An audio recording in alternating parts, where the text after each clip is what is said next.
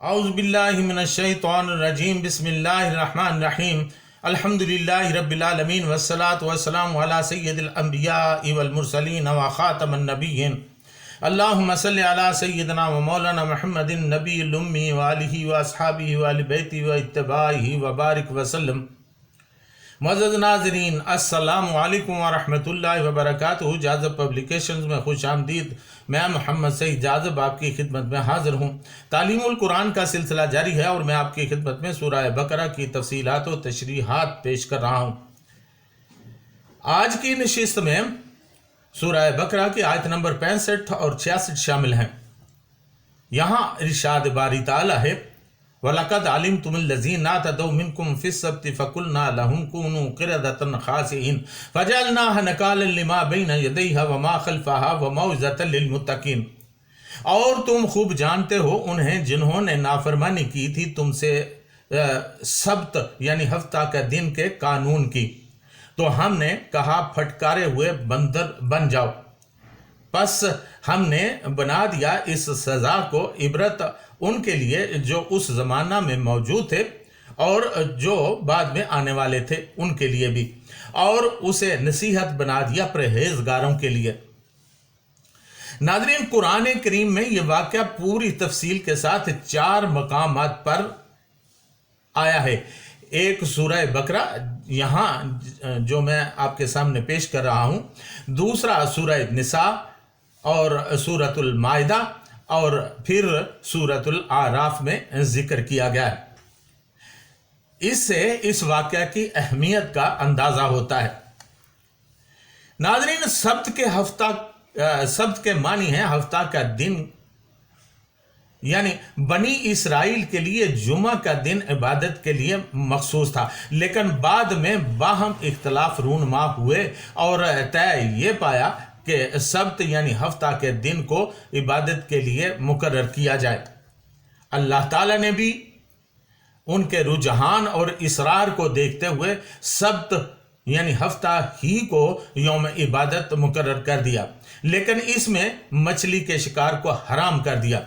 پارہ نمبر 14 سورۃ النحل آیت نمبر 124 میں ارشاد باری تعالیٰ ہے: انما جعل السبت علی الذین اختلفوا فیہ۔ ہفتے کا دن تو انہی لوگوں پر مقرر کیا گیا تھا جنہوں نے اس میں اختلاف کیا۔ چونکہ بنی اسرائیل نے یہ دن بڑی ہی جوش و خروش سے مقرر کروایا تھا، اس لیے اس میں اللہ تعالیٰ نے ان کے لیے آزمائش رکھ دی۔ چونکہ بنی اسرائیل شکار کے شوقین تھے، اس لیے اللہ تعالیٰ نے اسی کے ذریعے انہیں آزمانے کا فیصلہ کر لیا۔ ناظرین، یہ اصل واقعہ کیا تھا؟ آئیے اس پر تھوڑی سی روشنی ڈالتے ہیں۔ بحر کلزم کے ساحلی علاقہ میں ایک بستی آباد تھی جس کا نام ایلا تھا۔ اسے ایلات یا ایلوت بھی کہا جاتا ہے۔ موجودہ دور میں اس مقام کو عقبہ کے نام سے یاد کرتے ہیں۔ یہ بحر کلزم کے مشرقی جانب آباد ہے اور اردن کی مشہور بندرگاہ ہے۔ اللہ تعالیٰ کی قدرت سے سمندر کے اس حصہ میں ہفتہ کے دن مچھلیاں بالکل ہی اوپر تیرتی رہتی، یہاں تک کہ ان کو ہاتھوں یا کانٹوں سے پکڑنا آسان ہوتا۔ ہفتہ کے علاوہ باقی دنوں میں مچھلیاں پانی کی تہہ میں بیٹھی رہتی اور ان کا شکار بہت ہی مشکل ہو جاتا۔ پارہ نمبر 9 سورۃ الاعراف آیت نمبر 163 میں ارشاد ہے: وَاسْأَلْهُمْ عَنِ الْقَرْيَةِ الَّتِي كَانَتْ حَاضِرَةَ الْبَحْرِ إِذْ يَعْدُونَ فِي السَّبْتِ إِذْ تَأْتِيَهُمْ حِيتَانُهُمْ يَوْمَ سَبْتِهِمْ شُرَّعًا وَيَوْمَ لَا يَسْبِتُونَ لَا تَأْتِيهِمْ كَذَلِكَ نَبْلُوهُمْ بِمَا كَانُوا يَفْسُقُونَ۔ اور ذرا اس بستی کا حال پوچھو جو سمندر کے کنارے واقع تھی، انہیں یاد دلاؤ وہ واقعہ کہ وہاں کے لوگ سبت یعنی ہفتہ کے دن احکام الہی کی خلاف ورزی کرتے تھے، اور یہ مچھلیاں سبت ہی کے دن ابھر کر سطح پر ان کے سامنے آتی تھیں۔ اور سبت کے سوا باقی دنوں میں انہیں نہیں آتی تھیں۔ یہ اس لیے ہوتا تھا کہ ہم ان کی نافرمانیوں کی وجہ سے ان کو آزمائش میں ڈال رہے تھے۔ اس صورتحال کے تحت بستی والوں کو مچھلیوں کا شکار کرنے میں دقت محسوس ہوتی، چنانچہ ان میں سے ایک گروہ نے ایک نیا طریقہ دریافت کر لیا۔ وہ ہفتہ کے دن کانٹے اور جال وغیرہ لگا دیتے، رات بھر مچھلیاں اس میں پھنسی رہتی اور دوسرے دن یعنی اتوار والے دن وہ جا کر آسانی سے مچھلیاں پکڑ لیتے۔ یہاں علامہ ابن کثیر رحمۃ اللہ علیہ فرماتے ہیں کہ ان لوگوں نے مکاری کی، گڑھے کھودے، رسیاں اور کانٹے ڈال دیے، ہفتہ والے دن وہ آ گئیں اور پھنس گئیں، اتوار کو جا کر پکڑ لیا۔ یہ اللہ تعالیٰ کے احکام کی صریحاً خلاف ورزی تھی۔ ناظرین، ابتدا میں بنی اسرائیل کے دیندار لوگوں نے اس حرکت کی مخالفت کی اور انہیں سمجھایا اور اس کام سے روکنے کی کوشش کی، لیکن ان پر ان نصیحتوں کا کوئی اثر نہیں ہوا۔ مسلسل کوشش کے باوجود جب وہ لوگ راہ راست پر نہ آئے تو اللہ تعالیٰ کا عذاب آ گیا۔ ناظرین، قرآن مجید کے مطابق ان کو ذلیل بندر بنا دیا گیا۔ کونو قردۃ خاسئین، ہو جاؤ تم بندر ذلیل۔ لغات القرآن کے مطابق الخسیون ردی اون کو کہتے ہیں جسے بیکار ہونے کی وجہ سے پھینک دیا جاتا ہے۔ اس جہت سے اس میں حقارت اور نفرت کے معنی پیدا ہو گئے، اور قاموس العربی میں لکھا ہے کہ الخاسیون کا مطلب ہے ذلیل، کمینہ، دھتکارا ہوا۔ خاسئین اسی کی جمع ہے۔ بقول ابن فارس رحمۃ اللہ علیہ اس کے بنیادی معنی دور کر دینے کے ہیں۔ اردو لغت میں اسے خسیس کہتے ہیں، اور خسیس کے معنی ہیں کمینہ، بخیل، تنگ دل، نالائق وغیرہ۔ جیسے عام طور پر کہا جاتا ہے کہ فلاں بہت خسیس طبع ہے۔